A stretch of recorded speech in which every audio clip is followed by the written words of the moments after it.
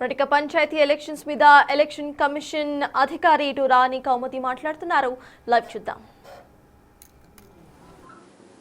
గ్రామ పంచాయతీలు ఎన్ని ఉన్నాయి, వార్డు వివరాలు ఏంటి, పోలింగ్ స్టేషన్ వారీగా ఎలక్టరల్ రోల్స్ పబ్లిష్ అయినవి ఎక్కడ దొరుకుతాయి, రిజర్వేషన్ వివరాలు కూడా ఉన్నాయా అంటే అవన్నీ కూడా మా వెబ్సైట్లో మీరు చూసుకోవచ్చు. ఈ రోజు నుండి ఎంసీసీ కోడ్ కూడా అమల్లోకి వస్తుంది. మరి గ్రామ పంచాయతీ ఎలక్షన్స్ 3 దఫాలుగా చేయాలని నిర్ణయించడం జరిగింది. ఒక ఫేజ్కు ఇంకొక ఫేజ్కు 2 రోజుల వ్యవధితో ఈ షెడ్యూల్ అన్నది నిర్ణయించడం జరిగింది.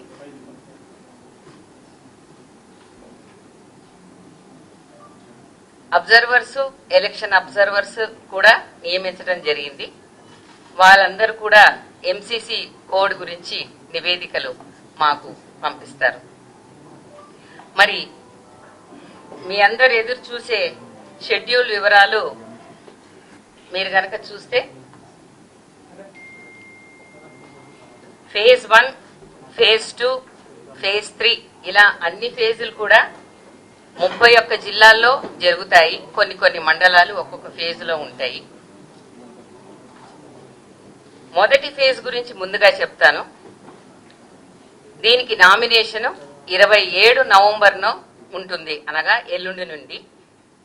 నామినేషన్స్ 189 మండలాల్లో వేయవచ్చును. ఇవి 4236 స్థానాలకు, అదే 37,440 వార్డు స్థానాలకు ఎన్నికలు నిర్వహించడం జరుగుతుంది. వీటికి పోల్ డే 11 డిసెంబర్. మరి ఫేజ్ 2కు వస్తే నామినేషన్ 30 నవంబర్న ఉంటుంది. ఇవి 193 మండలాల్లో 4333 సర్పంచ్ స్థానాలకు, 38,350 వార్డు స్థానాలకు పోల్ డే 14 డిసెంబర్న జరుగుతుంది. ఇక లాస్ట్ పోలు అన్ని జిల్లాల్లో 31 జిల్లాల్లో 182 మండలాల్లో 3వ డిసెంబర్ రోజున నామినేషన్ల స్వీకారం మొదలవుతుంది.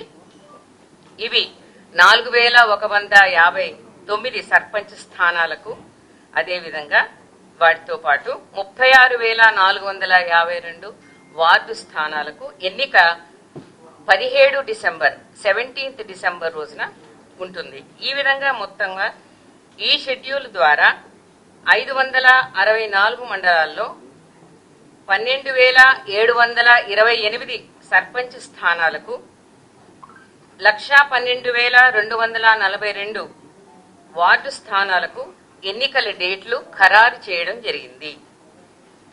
ఉప సర్పంచ్ ఎన్నిక కూడా ఆయా పోల్ డేస్ లో ఎన్నిక చేయబడతారు.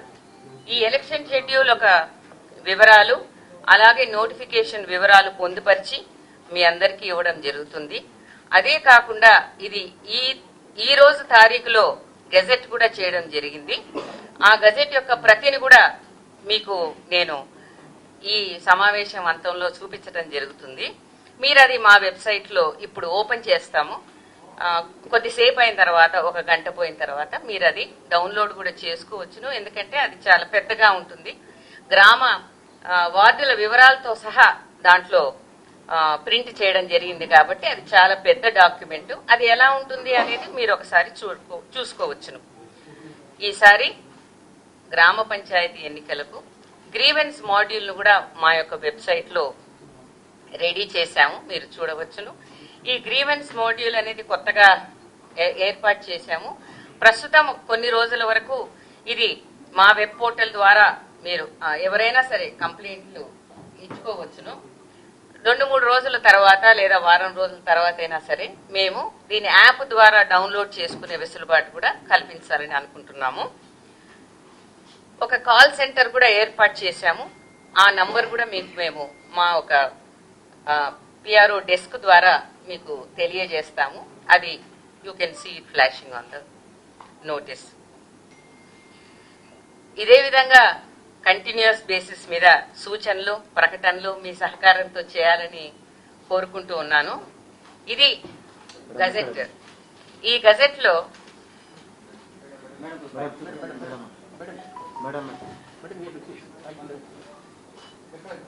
ముందు నేను ఏముందో వివరిస్తాను, తర్వాత మీకు చెప్తాను, సరేనా? సో ఈ నోటిఫికేషన్, ఈ రెండో పేజ్ ఏమో మీకు ఇందాక మేము చూపించినటువంటి షెడ్యూల్ పూర్తి వివరాలు ఉంటాయండి. ఇది తెలుగులో ఇంగ్లీష్ లో కూడా ఉంటుంది, మీకు తెలిసిన విషయమే. ఏదైతే అనెక్చర్ 2 ఉంటుందో ఇది రెవెన్యూ డివిజన్ వైజ్, అలాగే ఫేజ్ వైజ్ గా ఆ రెవెన్యూ డివిజన్ లో ఉన్న మండలాలు, అలాగే గ్రామ పంచాయతీ స్థానాలతో సహా దీంట్లో పొందుపరిచి ఉంటాయి. కాబట్టి ఇది మీరు చూసుకోవచ్చును. ఇది చాలా వివరంగా కూడా ఉన్నది ఈ గెజెట్. కాకపోతే మీకు ఏ జిల్లా ఇంట్రెస్ట్ గా ఉంటుందో ఆ జిల్లాకు సంబంధించిన మాత్రమే మీరు చూసుకోవచ్చును. లేదు మీకు కొంత ఇన్ఫర్మేషన్ మాత్రమే కావాలి అని అనుకుంటే ఒక కాపీ ఈరోజు మీరందరూ చూడాలని తెలుగు వర్షన్ మాత్రమే మీ యొక్క కింద మీకోసం స్పెషల్ గా అరేంజ్ చేసినటువంటి పిఆర్ఓ రూమ్ లో ఇది పెట్టడం జరుగుతుంది. మా ఆఫీస్ వాళ్ళు మీకు తదనుగుణంగా మీకు సూచనలు ఇవ్వడం కూడా జరుగుతుంది. సో ఈసారి గ్రామ పంచాయతీ ఎలక్షన్స్ మాత్రమే జరుగుతాయి, సర్పంచ్ మరియు వార్డు స్థానాలకు.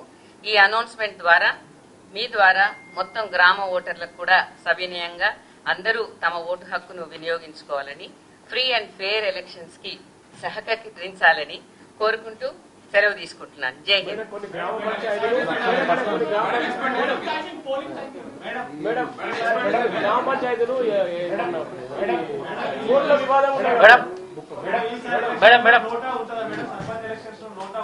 ఎలక్షన్స్ ఫేజ్ వైజ్ నిర్వహించడం వల్ల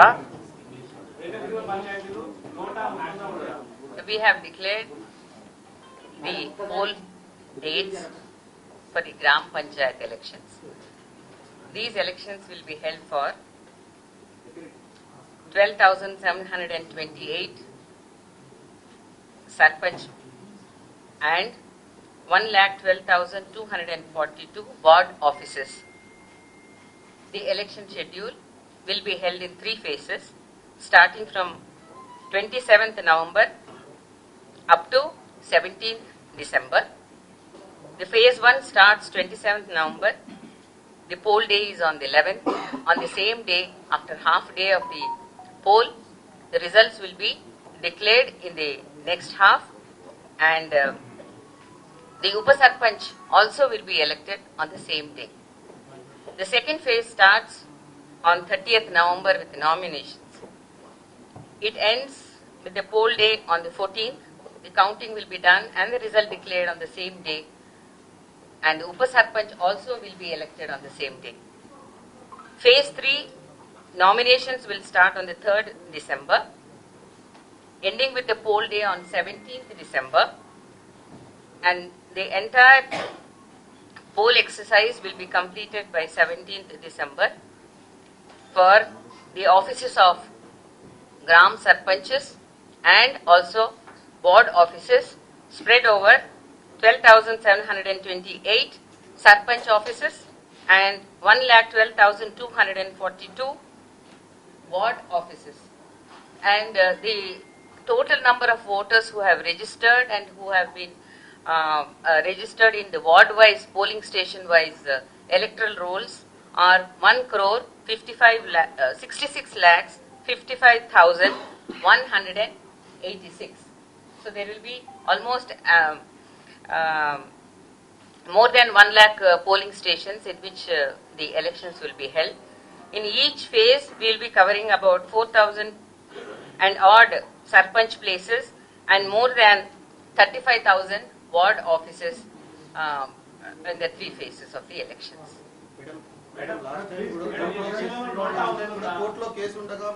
Nota will be there on the ballot paper.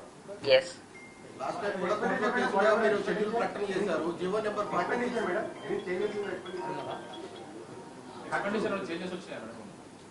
అభ్యర్థులు ఎంతవరకు ఖర్చు పెట్టచ్చు మేడం? అన్ని వివరాలు కూడా మీకు సర్క్యులర్ ద్వారా అన్ని డిస్ట్రిక్ట్ కలెక్టర్స్ కూడా మేము పొందుపరిచి మేము పంపిస్తాం. ఇంకోటి మేడం, ఆఫీసెస్ కు వేరువేరుగా ఉంటుంది కాబట్టి.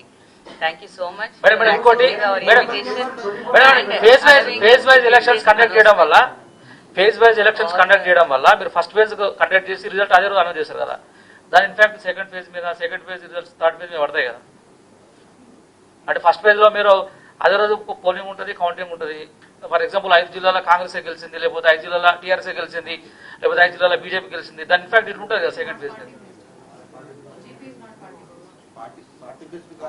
జనరల్ గా ప్రభావం ఉంటుంది కదా మేడం. అట్లా